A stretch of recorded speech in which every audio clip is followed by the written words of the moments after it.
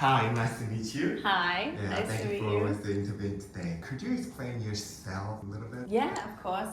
My name is Miss Charlotte. I am the head of primary here at Eastern International School, and I have been in education for almost 11 years now. I have worked in the UK for 9 years of my practice and came to Malaysia 2 years ago. And I've really enjoyed the transition to Malaysia. I have a very hopefully exciting and progressive educational philosophy. I believe that alongside high academic expectations for behaviour and making sure that children are doing the best they can so we can make the best progress for them, before all of that, it's about confidence. It's about self-esteem. It's about knowing who they are, knowing their emotions and knowing their feelings so that we can make them feel as comfortable and aware of who they are so they can drive their learning forward. And that is something that all of our teachers foster here at Eton and is something that is very important to us. Wow, you are an amazing teacher.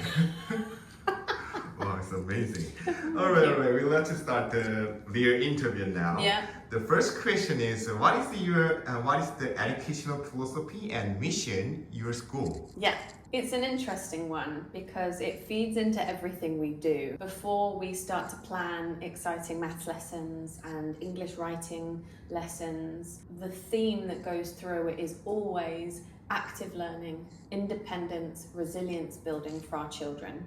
So it's not us as teachers feeding information, it's facilitating that acquisition of knowledge so that they can apply it by themselves. They're able to collaborate, they are able to know how they can develop, know how they can progress themselves, and that can happen from a young age. A lot of people assume that really little children can't do certain things, but actually they can when you support them in doing so.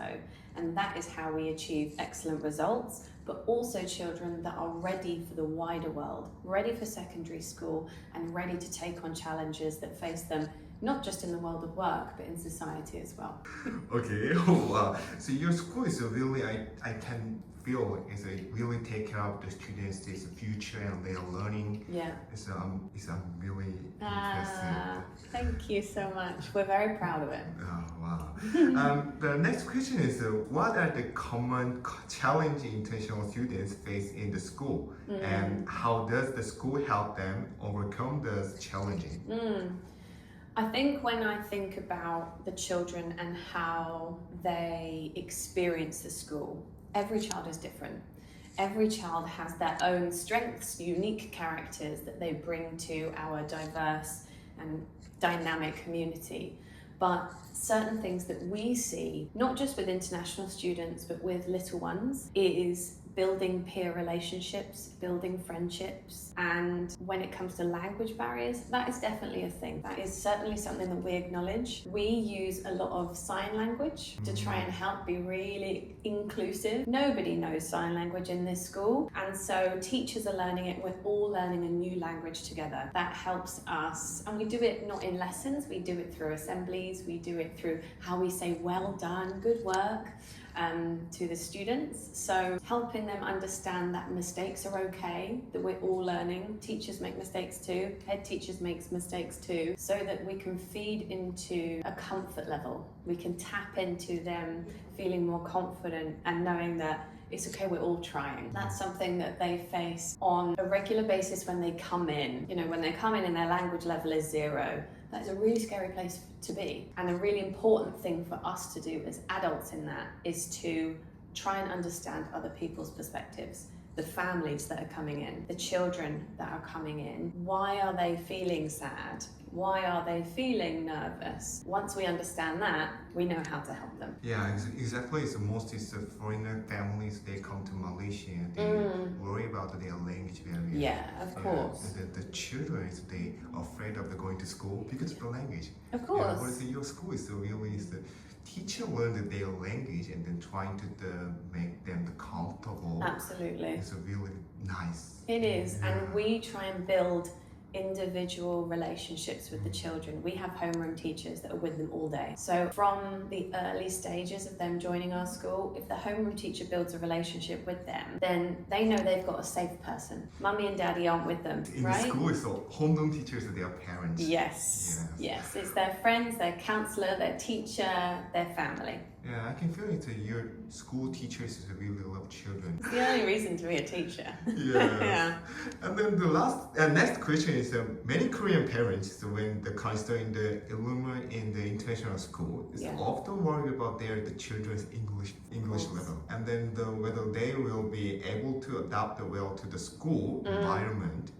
And does the school offer any program to support such students? And if so, could you please introduce this program? Yeah, of course.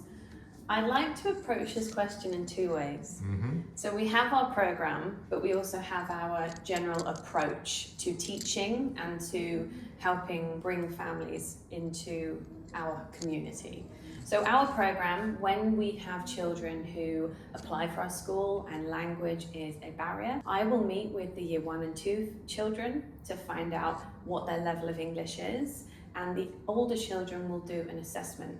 Now, both of these are types of assessment to find out where their English is. It's not pass-fail, it's to find out how we can support them once they've joined us. If we find that they need English support, of course we've got lots of international students, we have our EAL program, which is English as an Additional Language. They will be taken out of main English lessons because they can't access that learning yet, and they will work with smaller group English specialist teachers to build up their fluency, build up their understanding and their basic English acquisition. That would be every day, but for the rest of the day, they are in their lessons with their homeroom class, with their teacher. We have a lot of bilingual and multilingual resources that we use in school, for signs around the classroom, for resources in science, and because of that, we have quite an immersive environment. Children with EAL will not be in our Mandarin or Bahasa lessons. They're going to focus on English. And during those Mandarin and Bahasa sessions as well, they will be doing additional English. If it is that a child is in our class and we notice that they are really interested in Pokemon. It's National Pokemon Day today. Just as a side. In your school? Yeah, no, globally. Globally? It's Pokemon Day today. Pokemon Day? Yes. Oh my god. 29 years of Pokemon today. Wow. Anyway, if people come to Eton, they will know that I am a big fan of Pokemon. But right. I can feel it. yeah, the kids do it.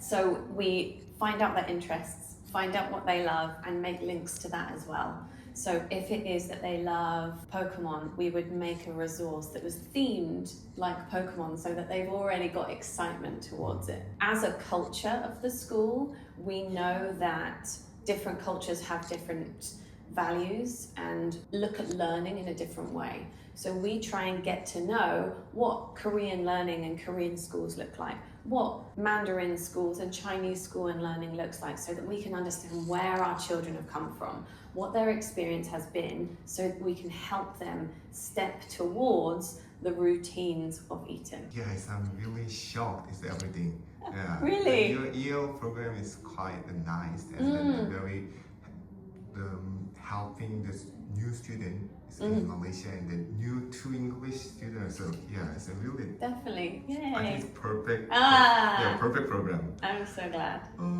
I think so you already explained all the strengths of your school. Yeah. So could you more clearly say what do you consider to be a strength of your school? Yeah. I think there are lots of international schools out there. There are lots of different choices for families. And when families say to me, why Eton? I look at it I start to fill with pride. I'm very proud of what we do here. I'm very proud of what our teachers share with little children and younger people going up into secondary school. We care very deeply about emotional intelligence, self-regulation, self-confidence, self-esteem, and have a lot of systems in place to help with understanding the individuality of a child and celebrate that, before we can move on to the hard learning, the exciting opportunities of learning that lead to great progress and academic outcomes. That is not a choose one or the other. You can do both, and actually they complement each other. So we have very high aspirations for our children. Our outcomes are comparable to some of the most selective schools, but what we do is we celebrate your little ones from who they are, their strengths, helping them love the areas that they might not love about themselves, so that they go into a world with the self-esteem and assurance that will lead them to better mental health as well in later life. This is the last. Could you please share the one message for Korean parents at the end of the video? Yeah. Oh, I did think about what to say about this. And when I speak to parents, like I said, I feel very proud of what we do. Everything we do is for children. We are not operating as a school that needs to drive business outcomes, financial outcomes. We know that there are lots of things that schools need to do, but the decision making is for the children. So your child is our utmost priority. Who they are in all of their complexities and all of their different strengths and areas is something that we want to acknowledge, recognize, and help develop. That includes academic, social, emotional, and everything in between. I am very grateful when families trust us to look after their most precious element in their life, which is their child. We recognize that, so we collaborate with families as much as we can, so we can work together for the best outcome for all children. Yes. See you in Eton, see you in Malaysia, take care.